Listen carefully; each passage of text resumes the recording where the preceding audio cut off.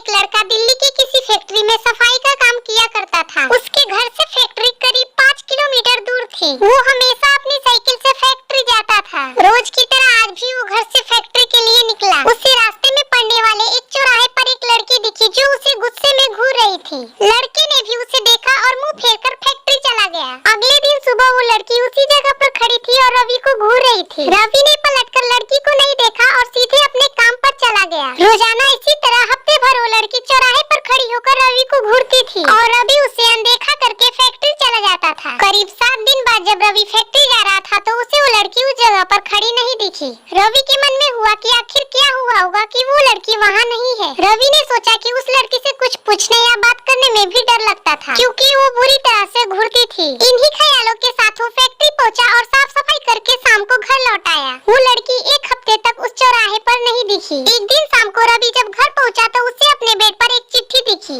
उसमें लिखा था, मेरा नाम प्रीति है, मैं तुम्हें एक हफ्ते पहले रोज एक चौराहे पर दिखती थी। कल शाम तुम वहीं पर खड़े होकर मेरा इंतजार करना। उस चिट्ठी में एक फोटो भी थी जो उसी चौराहे पर खड़ी लड़की से मिलती थी। रवि के मन में हुआ कि आखिर इसे मेरे घर का पता कैसे मिला और ये चिट्ठी मेरे बेड तक कैसे पहुंची। इसी सोच के साथ वो सो गया। अगले दिन उठकर जब काम में जाने लगा तो उसे चिट्ठी वाली बात याद आ गई। साइकिल से वो फैक्ट्री पहुंचा और दिन भर उसी लड़की के बारे में सोचता रहा। शाम को वो उस चौराहे पर पहुंचकर उस लड़की का इंतजार करने लगा। काफी देर हो गई लेकिन वो नहीं आई। रवि इंतजार करके थक गया इसलिए वो घर की ओर निकल गया। घर पहुंचकर उसने सोचा कि क्यों न चिट्ठी पर लिखे हुए पते पर ही जाकर उस लड़की से मिल लिया जाए। रात होने को थी इसलिए उसने सुबह उस लड़की के घर जाने की सोची। सुबह होते ही जल्दी तैयार होकर रवि चिट्ठी पर लिखे पते पर पहुंच गया। वहाँ जाकर जब उसने घर की घंटी बजाई तो एक आदमी बाहर आया। रवि ने उस आदमी से कहा कि मुझे प्रीति से मिलना है। ये सुनते ही वो आदमी चौंक गया। उसने पूछा, क्या प्रीति से मिलना है? उसे मरे हुए तो 2 महीने हो गए हैं, तुम्हें अब उससे क्या काम याद आ गया?